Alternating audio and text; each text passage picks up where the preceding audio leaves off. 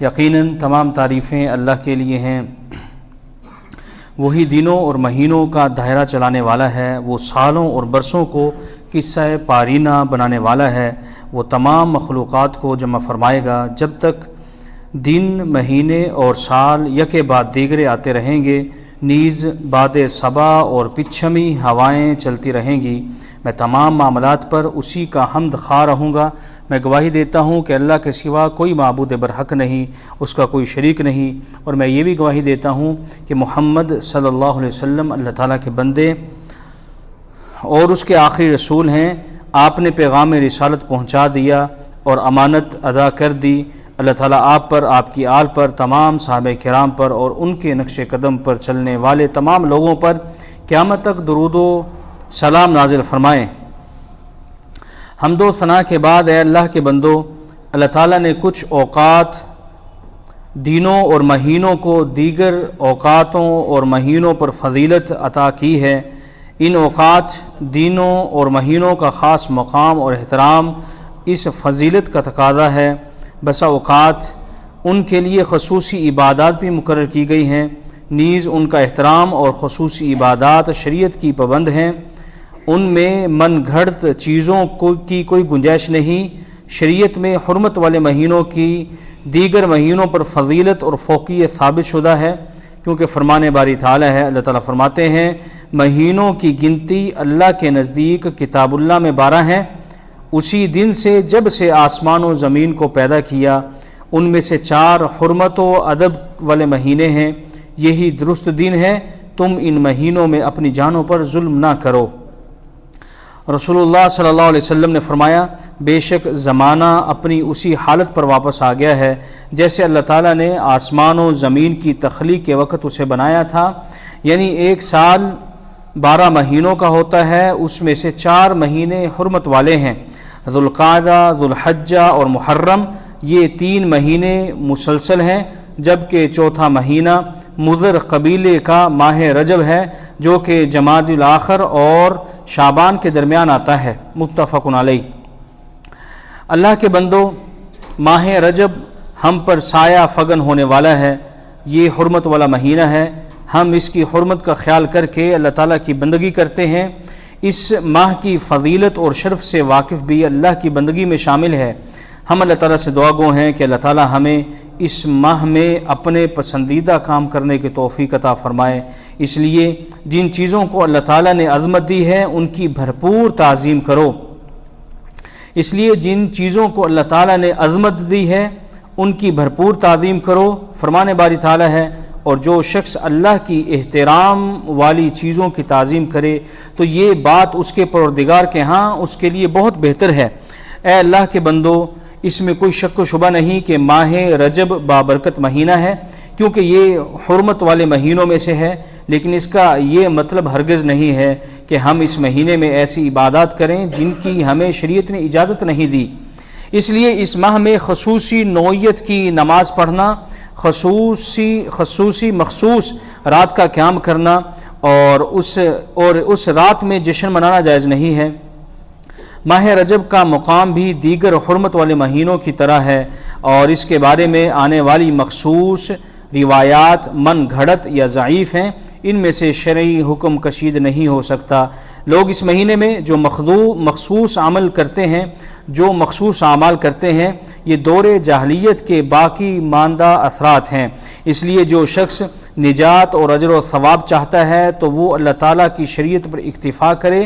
نت نئے افکار و بدعات سے فتنے ہی جنم لیتے ہیں، ان سے آزمائشیں اور تنگیاں پیدا ہوتی ہیں، گناہ اور بدی جنم لیتی ہے، بدعات سے سنتوں کی راہ میں رکاوٹیں بنتی ہیں، خود ساختہ افکار سے اتحاد امت سبوتاز ہوتا ہے، دین، عقل اور فطرت میں خرابی آتی ہیں۔ کوئی بھی قوم جس قدر بدعات ایجاد کرے تو اتنی ہی سنتیں اس سے چوک جاتی ہیں یا رہ جاتی ہیں۔ اے اللہ کے بندو، رجب کا مہینہ شروع ہونے والا ہے، یہ اسلامی سال کا 7واں مہینہ ہے جو حرمت والے 4 مہینوں میں سے ایک ہے، جس میں ظلم و زیادتی، فسق و فجور اور ہر طرح کی گناہوں سے روکا گیا ہے۔ لہذا اس مہینے میں احکام الہی کی بجا آوری کا اہتمام نیز شر و فساد، شرک و بدعت اور بدعت و خرافات، دیگر معصیات ربانی سے اجتناب زیادہ سے زیادہ ہونا چاہیے، کیونکہ اس ماہ کی حرمت و عزت کا یہی تقاضا ہے۔ مگر صدر حیف مسلمان اس حرمت والے مہینے میں خاص طور پر بہت سی بدعتوں کے مرتکب ہوتے ہیں، جیسے کہ اس مہینے میں لکھی اور ہزارویں روزے رکھے جاتے ہیں۔ لوگ اس ماہ میں لکھی، ہزارویں اور مریم روزے رکھتے ہیں، جن کے متعلق ان کا یہ عقیدہ ہے کہ یہ 27 تاریخ کو ایک روزہ رکھنے سے لاکھوں اور ہزاروں روزوں کا ثواب ملتا ہے اور اگلے اور پچھلے گناہ سب معاف ہو جاتے ہیں۔ حالانکہ یہ روزہ بدعت ہے، اس کا کوئی ثبوت شریعت محمدیہ قرآن و حدیث میں ثابت نہیں ہے۔ اس کے رکھانے سے ثواب نہیں بلکہ عذاب کا خطرہ ہے۔ اللہ تعالیٰ اس سے خوش نہیں بلکہ ناراض ہوگا، لہذا مسلمانوں کو اس بدعت سے بچنا چاہیے اور مذکورہ من گھڑت روزے رکھ کر اللہ کے دین متین میں زیادتی کر کے گناہ عظیم مول نہیں لینا چاہیے۔ ان روزوں کے ثبوت میں نام نہاد مسلمان جو احادیث پیش کرتے ہیں وہ قطعاً ثابت نہیں ہے، ان سے دھوکہ مت کھائیے۔ اسی طرح صلاۃ الرغائب، ماہ رجب کی پہلی شب جمعے کو لوگ ایک خاص نماز ثواب سمجھ کر پڑھتے ہیں جو صلاۃ رغائب کے نام سے موسوم ہے، حالانکہ یہ نماز نبی کریم صلی اللہ علیہ وسلم، صحابہ کرام، تابعین اعظام، تبع تابعین اور ائمہ دین سے ثابت نہیں۔ یہ بدعت 5ویں صدی ہجری میں نکلی ہے۔ 400 سال تک مسلمانوں کا دامن اس بدعت کی آلودگی سے پاک و صاف رہا۔ تعجب ہے کہ آج لوگ اس بدعت اور بے بنیاد چیز کی طرف کس قدر راغب ہیں، چاہے فرض نمازیں نہ پڑھیں لیکن نماز رغائب قضا وہ نہیں کرتے۔ بھائیو، اللہ تعالیٰ سے ڈرو، اللہ اور اس کے رسول سے آگے مت بڑھو۔ اسی طرح جشن معراج ہے، اسی ماہ کی 27ویں شب کو لوگ جشن معراج مناتے ہیں، جبکہ یہ ثابت ہی نہیں کہ اسی رات معراج ہوئی۔ یعنی معراج کی تاریخ میں محدثین و مورخین کا بہت کچھ اختلاف ہے۔ تاریخ تو ایک طرف، مہینے میں بھی اختلاف ہے۔ بعض کہتے ہیں کہ ربیع الاول میں معراج ہوئی، بعض کا قول ہے کہ ربیع الثانی میں ہوئی، کسی کے نزدیک رمضان میں تو کسی کے یہاں شوال میں۔ یہ اختلاف معراج کے مہینے میں ہے، پھر تاریخ معراج میں اس سے بھی زیادہ اختلاف موجود ہے۔ اے اللہ کے بندو، معراج مکہ مکرمہ میں ہوئی، بعد ازاں 10 سال آپ صلی اللہ علیہ وسلم مدینہ میں رہے، ہر سال معراج اور شب معراج آتی رہی، لیکن کبھی آپ صلی اللہ علیہ وسلم نے نہ خود جشن منایا اور نہ ہی کسی کو جشن منانے کا حکم دیا، نہ کوئی جلوس نکالا، نہ اس رات کی کوئی خاص فضیلت بیان فرمائی۔ پھر آپ کے بعد نہ خلفائے اربعہ اور دیگر صحابہ تابعین نے جشن منایا اور نہ ہی ائمہ دین میں سے کسی کا جشن معراج منانے پر عمل ہے۔ نہیں، ہرگز نہیں۔ معلوم ہوا کہ جشن معراج منانا دین میں ایک نئی ایجاد ہے۔ نیز اسی رات مسجدوں، گھروں اور بازاروں وغیرہ میں کثرت سے چراغاں اور روشنی کرتے ہیں، کھانوں کی دعوتیں ہوتی ہیں۔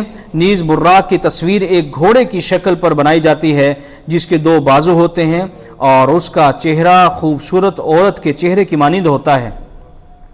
اس مہینے میں کنڈے کا اہتمام کیا جاتا ہے۔ اس مہینے کی 22 تاریخ کو لوگ غیر اللہ کے نام پر کنڈے کرتے ہیں، جو آیت قرآنی وما اہل لغیر اللہ بہ کی روح سے حرام ہے۔ نیز یہ غیر اللہ کے لیے نظر ماننے کے حکم میں آتی ہے۔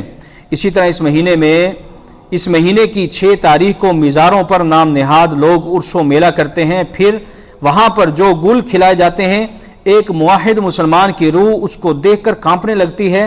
وہاں ہاتھ باندھ کر کھڑے ہوتے ہیں، سجدہ کرتے ہیں، قبر پر غلاف چڑھاتے ہیں، پھول ڈالتے ہیں، چیخ چیخ کر روتے ہیں اور اپنی حاجات و مرادیں طلب کرتے ہیں، قبر کا طواف کرتے ہیں، جو کھلا کھلم شرک ہے۔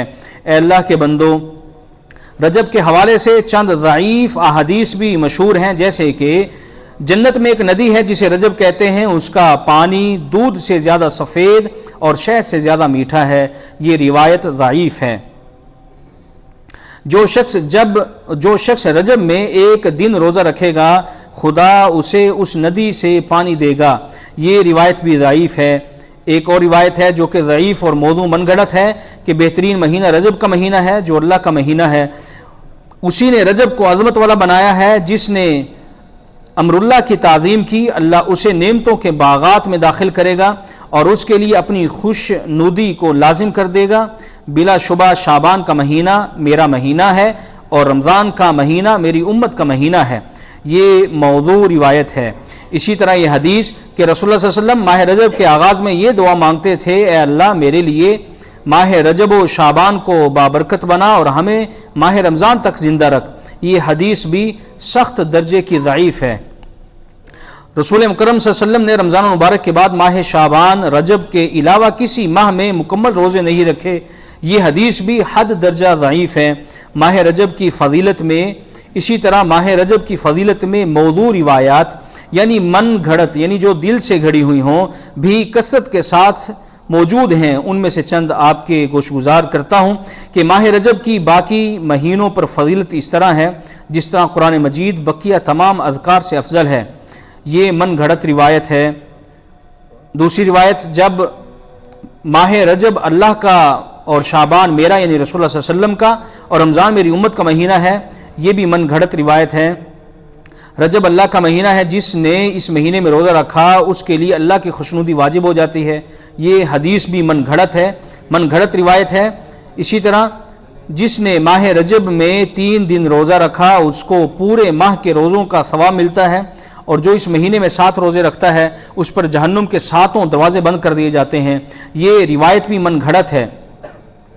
جس نے ماہ رجب کے روزے رکھے اور 4 رکعت نماز ادا کی، اس شخص کی اس وقت تک موت نہیں آئے گی جب تک وہ جنت میں اپنا مقام نہ دیکھ لے، یہ روایت من گھڑت اور ضعیف اور منکر ہے۔ اسی طرح ایک خاص نماز کے ساتھ بہت سی چھوٹی بہت سی جھوٹی فضیلت بیان کی جاتی ہے، مثلا اس نماز کے بعد انسان کے تمام گناہ چاہے وہ سمندر کی جھاگ کے برابر اور درختوں کے پتوں کے برابر ہوں وہ معاف کر دیے جاتے ہیں، یہ روایت ضعیف ہے۔ اس نماز کو ادا کرنے والا قیامت کے دن 70 فرشتوں رشتہ داروں کے لیے شفاعت کرے گا۔ صاحب قبر کہے گا کہ تم کون ہو؟ اللہ کی قسم میں نے تم سے زیادہ حسین، خوش گفتار اور خوشبودار نہیں دیکھا، تو یہ ثواب اس کو کہے گا کہ میں تو اس نماز کا ثواب ہوں جو کہ تو نے رجب کی فلاں رات پڑھی تھی، میں آج تیرا حق لوں گا، قبر میں تیری تنہائی دور کروں گا، تمہاری وحشت کو ختم کروں گا، قیامت کے دن میں تمہارے سر پر سایہ بن جاؤں گا اور تم کبھی بھی خیر سے محروم نہیں ہوگے۔ اس نماز کا ثواب خوشخبری سنائے گا کہ مجھے پڑھنے والے تو آج عذاب قبر سے بچ گیا، یہ روایت موضوع اور من گھڑت ہے۔ اے اللہ کے بندو، رسول اللہ صلی اللہ علیہ وسلم شارع قرآن متعدد دفعہ اس بات کی صراحت فرمائی ہے کہ دین میں ایجاد کردہ ہر کام بدعت ہے اور ہر بدعت ضلالت یعنی گمراہی اور ہر گمراہی جہنم پر منتج ہوتی ہے، لہذا اس مہینے میں عبادت کا خصوصی اہتمام باعث ضلالت و گمراہی ہے۔ خلاصہ کلام یہ ہے کہ اس باب میں منکر، ضعیف اور باطل روایات بکثرت آئی ہیں اور جن اعمال کا ذکر کیا گیا ہے وہ مزاج شریعت و مذاق شریعت سے میل نہیں کھاتے ہیں، ان پر عمل کرنے سے بجائے ثواب کے گناہ لازم آئے گا، لہذا امت مسلمہ جس کو قرآن کریم نے امت وسط کہا ہے اس طرح کی بدعات و خرافات سے پرہیز کرے، ان کاموں سے خود بھی بچیں اور اپنے دوست و احباب کو بھی بچنے کی تلقین کریں۔ اگر اب تک آپ نے یہ مہینہ شرک و بدعت کے زیر سایہ گزارا ہے تو اب حق بات کی وضاحت کے بعد ان کاموں سے تائب ہو کر اس سال کے اور آئندہ ماہ رجب کو سلامتی کے ساتھ گزاریں۔ اللہ ہمیں اتباع سنت کی توفیق بخشے، کیونکہ دونوں جہاں کی بھلائی اتباع سنت میں مضمر ہے اور سیاہ بختی سنت سے اعراض کرنے اور منہ پھیرنے میں ہے۔ اللہ تعالیٰ میرے اور آپ سب کے لیے قرآن مجید کو خیر و برکت والا بنائے، مجھے اور آپ سب کو اس ذکر حکیم سے مستفید ہونے کی توفیق عطا فرمائے۔ سبحان ربک رب العزت عما یصفون وسلام علی المرسلین والحمد للہ رب العالمین۔